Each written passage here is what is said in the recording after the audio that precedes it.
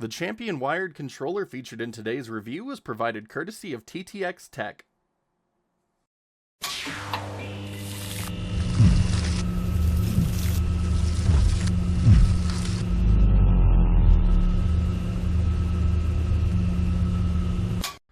TTX Tech is a company I don't really give much thought to when picking up accessories for my retro consoles. Their stuff is everywhere, from Amazon to your local retro gaming store. I have owned a few original Xbox and N64 controllers, and while they worked, they weren't too great for one reason or another. Just recently, I found out that TTX Tech had branched into modern controllers for the PlayStation 4. Say hello to the Champion, a wired controller for the PS4. I was offered a review sample, and honestly, I was just so curious to see how well it would work, I couldn't say no. While I expected the controller to bring back memories of Mad Catz accessories from the late 90s and early 2000s, the experience I had was rather, well, great.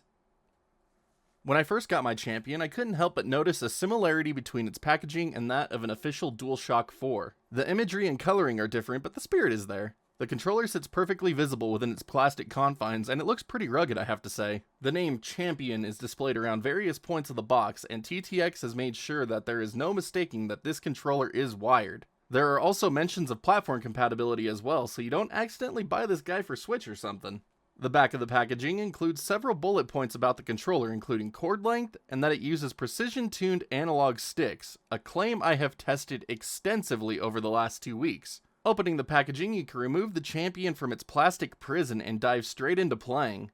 There were no other items or documentation included. I can't help but get all reminiscent over PS2 era third-party accessories when I look at the Champion. It sports a thick, wide body and sharp angles. A DualShock 4 with its rounded body, this is not.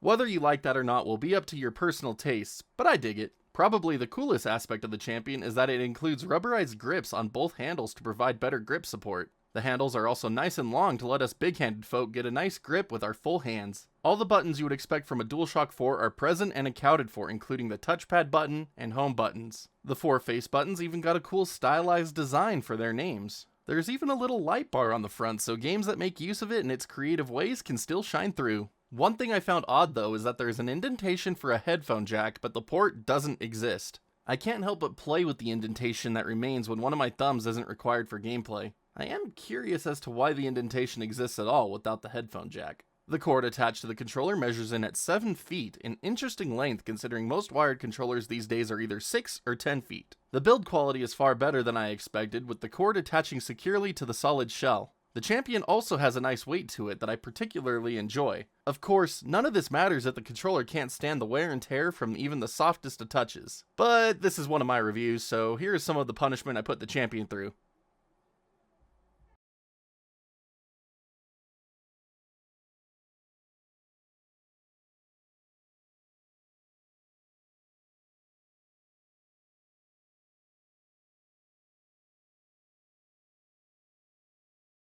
Nice.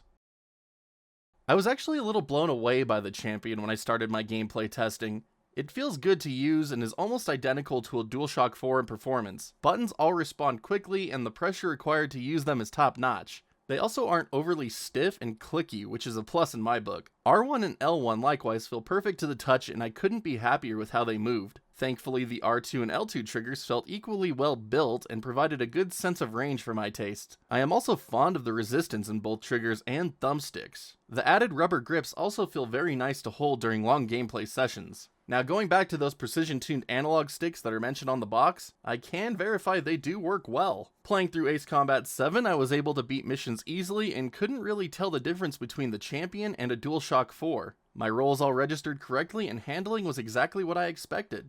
Throttle, yaw, missiles, machine guns, and over G turns all worked as expected, resulting in a flawless experience.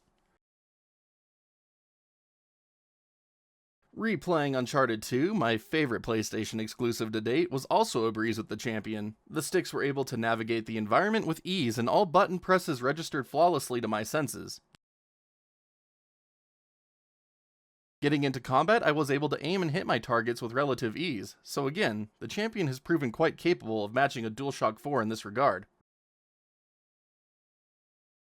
Moving on to my multiplayer obsession of Apex Legends, however, provided an unexpected hiccup. While my two prior test games played nearly identical to a DualShock 4, Apex felt completely different. I would often find myself over-aiming my targets and missing nearly all of my shots. I also found small precise movements needed for sniping to be nearly impossible compared to what I had grown used to on the DualShock 4. Needless to say, I was a bit baffled by this drastic difference in thumbstick capabilities. I'm not sure if the way Apex works is drastically different than the other PS4 games, but it was certainly the culprit in this discrepancy. After an in-depth visit to the options menu, I was able to tweak the game to the controller by turning off the thumbstick dead zones and setting the aiming style to fine aim. With these new settings in place, the game feels better than before and I have been able to return to the action competently. It feels fantastic now. Up to this point in my testing, I had been focusing on the analog sticks, but the time had come for the D-pad to get some scrutiny. I know it responded to inputs from my many rounds of Apex, but the time has come to see how it can handle a dedicated game. Loading up Street Fighter V, I set out to test how well combos could be performed. Now, since I am a Street Fighter scrub, I only really know how to use Ryu to this day. But hey, I was able to pull off all my combos accurately and when I wanted with no ridiculous up-down misreads, so yay, the D-pad works well. As an additional test of the D-pad, I did perform a run-through of Super Star Wars for good measure. The performance was exactly within my expectations of how the game should feel after 27 years worth of playthroughs. Did I mention the buttons on the Champion feel really good, by the way? Alright, I did. They are just that good for a third-party controller. I can't get over it, I guess. But now the time has come to talk about some of the shortcomings of the Champion wired controller. First of all, it has no built-in motion sensors, rendering some games that require them completely unplayable. Likewise, the big-looking touchpad on the front of the Champion actually doesn't work as a touchpad and is instead just a button. You can easily test this functionality by opening a text input box and trying to move the cursor with the pad. Yep, doesn't work. Here's what it would do if it did work. Oh well, hardly any games really took advantage of the touchpad outside of being a button, but it does mean there are additional games that won't work with it. Next is something that might annoy many of you, the lack of a 3.5mm headphone jack. I mentioned the lack of this port earlier, but its absence means that anyone without a Bluetooth or USB wireless headset like the Astro A50s won't be able to voice chat or hear game audio in a more encompassing manner.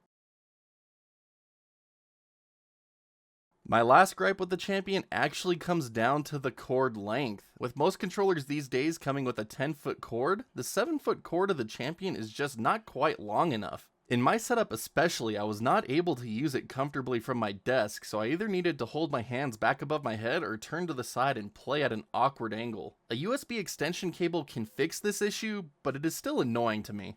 Overall though, I found the Champion to be an awesome PS4 controller. Performance and comfort are here, and I had the headset to compensate for its lack of a 3.5mm headphone jack. For anyone that extensively plays games that make use of motion controls or the touchpad though, you might be better off looking for another wired alternative. For the asking price of $24.99, I can see grabbing a couple of these as spare controllers to use for local multiplayer nights or to use while your primary DualShock 4 is on a charging stand. Best of all, you don't have to feel guilty about sticking your buddy with the third-party controller because it handles just as well as the original in all the ways that matter.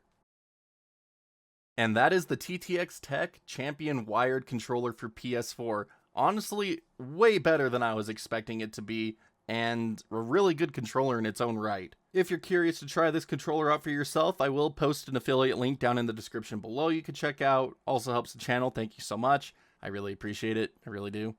If you haven't already, make sure you hit that sub button, that like or dislike button, just depending how much you like today's video. And if you'd like to further help support the channel, you can click that join button here on YouTube or check out my Patreon in the link on the bottom right. As always, I am just grateful for your consideration, and I can't thank each of you enough that have done so. But I think that's enough for today's video, so until next time, stay awesome, and we will see you all back next video.